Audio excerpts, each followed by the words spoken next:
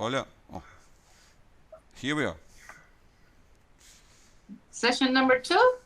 Well, I guess technically speaking, it will be number 1, since the intro was the 0 session, right? So, okay, let's get it going with somewhere first from the introduction to get some practical questions.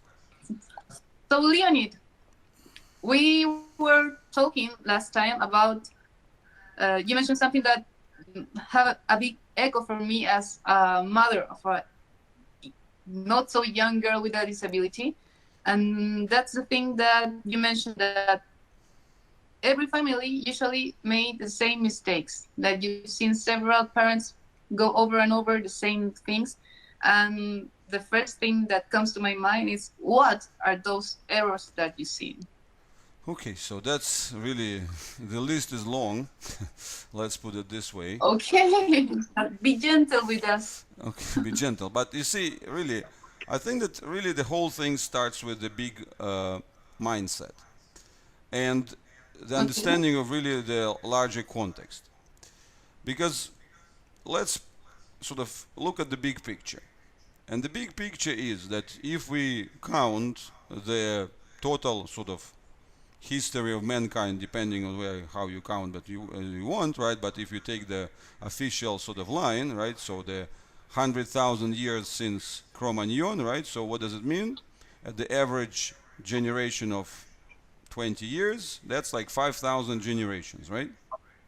And those 5,000 generations has really equipped us with lots of presets, pre-wires, and the processing mechanisms which we activate without thinking, that come through whatever, like the fastest possible reactions through spontaneous responses, mother saving the child, right? So like cases of either it's sacrifice or altruism and all kind of these things, right? So, and it's important to understand that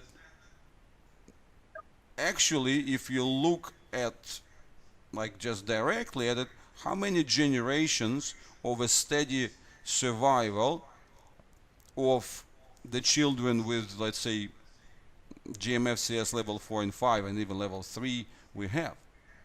So, That's maybe 1, 2 or 3 generations, no well, further than that.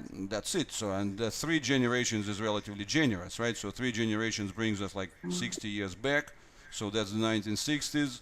And, even in the most advanced countries, back then, early 60s was still the label, the crippled, the invalid, Yeah. right? So the retard and all these other things. So even if they survived, the total kind of even social acceptance was extremely low. So, and And what was the life expectancy back then?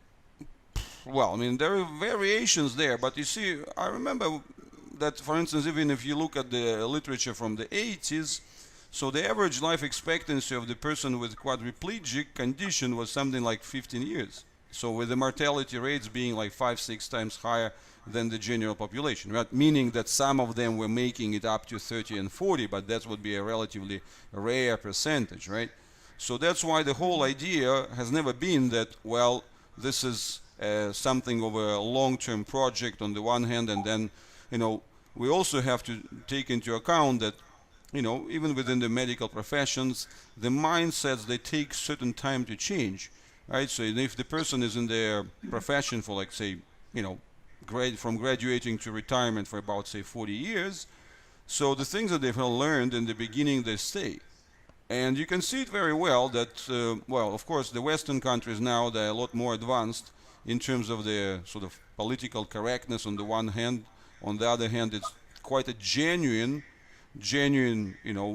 attempt, at least attempt, to get the inclusion and the, like, integration of the kids, even in the most severe conditions, in their everyday life or in kind of somehow Well, regular you life, right? say the right word, intent, Yeah, of because course, that's the intent. I think it's 177 countries that signed the Convention of the rights of people with disabilities. But I know most of the countries are intending to be inclusive, Yeah, especially but with kids that are severe. absolutely, absolutely. And you know, I wouldn't really even put it on the kind of the bad intentions or on the fake intentions there, right? So you see, a Of lot there course. depends on their just objective difficulties. But what I was saying is that if you look at the early generations there, still understanding and the whole like framework on which even the psychological and neurological assessment works, right? So it all takes into account only the most obvious external signs, so the person should be able to respond to verbal commands and the verbal instructions. The person should be able to perform certain, purposeful actions. The person should be able to link, A and B's and meet, whatever tests and criteria which are divided by age group and by classes and so on and so forth. So, and then, based on that, you get some sort of really strong stamps: intelligent or not so intelligent, or impaired or intellectually challenged, and all these kind of things. Even in the later years, they've been sort of tried to make them sound nicer, right? But still, the big picture is that it's like the framework of the social and medical and like even general like human surrounding interaction doesn't really bring much understanding to the kids, especially with the level 4 and level 5 disabilities, and the ones who are having challenges in the direct expression via the conventional means of communication, let's put it like this, right? So that's really a big challenge. And that's why, getting back to the beginning of our conversation, is that because there's really no experience, so just 2 generations of more or less steady survival, reasonable transformation of the urban infrastructure, and like in countries sort of just if you take the second world or the third world, that's not even happening, right? So all this kind of disabled friendly opportunities, whether it's walking the streets or taking the public transportation or parking and all these other things. So in that sense, we're actually facing a very, very new phenomenon. So these kids are really in front of us. These are what I see it as the front line of the frontiers of the evolution.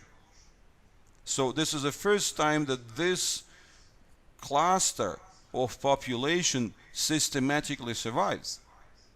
And by systematically surviving, they are presenting the new, unknown challenges to parenting and upbringing that were never present in our entire history. So that means that all of our presets, pre-wiring, instinctive actions, instinctive system of values, and so on, they all misfire. So let me give you a simple example, right? Just very simple. Like, for instance, we can refer to you and let's say the situation with Russia, right? So Russia is non-verbal, right? In terms of not being able to articulate and so on. Now, but on the other hand, it's very clear she understands the significant part of the verbal interaction, right, and the speech that is addressed to her. Now, yes, in this kind of one-way street, this thing in itself, for a lot of parents, and again, first of all, who would teach you how to deal with it? what do you do what can you make out of this situation? So your natural instinct as a parent say, hey, number one, I have to speak more to her, maybe, like if I speak more, I will expand her vocabulary, and then, she will get smarter, and maybe at some point, ping, it will click, and she will say something back to me. Wow, that will be great celebration, right? So then on the other hand, you think, okay, so I should really try to verbalize as many things as are happening, whether it's, feeding process, whether it's, getting the transitions from chair to the, from one chair to another, or getting, from the stroller into the car, or any kind of those things, right? So the more, even changing the diapers or whatever, right? So you see, the more I talk, the better, right? So that's another thing that kind of comes to mind and say, oh, that should be a good idea, right? And then on the other hand comes the idea of, well, I should actually reward her and help her as much as possible, or facilitate as much as possible her attempts to do some verbal response towards me. Right? So you see, like when she's trying to say a word or whatever, or trying to do the speech therapy and this kind of action. Right? So you see, all this is very intuitive, right? And kind of sounds as a perfectly, smart course of action. But in reality, there are tons of things that you are missing in that format, right? So the first thing is very simple. When you are talking to a person, words are being processed where? High up, right? At the cortical level of the brain. So, Yes. what happens if you're processing things at the cortical level of the brain? That means that the activity goes up, but if the cortical activity goes up, what comes as the indivisible other side of the coin? The general muscle tone also goes up, right? So yeah, but we have to leave the muscle tone for another conversation. That's right. You're very enthusiastic, and we love that. But let's keep with this main idea that we're talking about, this the survival of the people with disability, and that explains the current situation where all parents are improvising. I see the same thing here. I don't have 26 years of experience, but about 12, and I see the same things. We're all repeating the same. We're trying to, what I put it, like we're trying to invent the wheel all over again, and each one of us, because we don't know what to do. And what you're saying released a lot of pressure out of our back, because we understand that it's new to us and to everybody as human race, Absolutely. Absolutely. Number two. Yeah, absolutely. This is one of the first things, right? So if I, loop it back, my previous example with the muscle tone, right, is that it's just an illustration, right? I wouldn't go into the, into the nuances of the muscle tone, right? But then just to understand that simple fact that by means of talking to her, right? So out of your best intentions, what happens? The muscle tone goes up. So for her, that actually translates into the global extension when she starts, like sliding out in her chair, tenses up and so on. So this simple thing, if you put yourself in her shoes, right? You think that you're being a very nice mother who is talking to her in the softest possible voice and giving her nice experiences, but for her, it's like becomes one of those challenges, right? So you see, every time she has to process your words, so she actually has to pay with the shooting, with the muscle tone shooting up, right? So that's the challenge, be able to shift your mindset and put yourself on what is going on with her. Exactly. That's the challenge, and that's, probably has to be the kind of, if we try to keep it in the short digestible pieces. So that's really the key sort of take and the key message from this particular set, right? Is that we want to make this point, that meet the child where she is, right? So you see, be aware that this is a special situation with everything interconnected. And then don't go on instincts, because the instincts most likely are going to be misleading. And don't beat yourself on that. That's really, you are the pioneer, you are at the frontiers, and there is no one better than you in that sense. And the mistakes are inevitable. But what we have to Of take course. out of this is that, well, although mistakes are inevitable, it makes sense to learn as much as possible. Set up the learning budget for yourself, set up the whole idea of kind of taking it onto yourself to, evolve as a parent, and, get more professional, right? More professional in your parenting skills.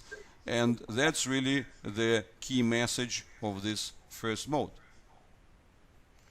And I think it's a great message to motivate people and to end this conversation, because you made a great point and very eloquent. Okay, see you in the next episode. Okay. Thank you, Leonid. Bye.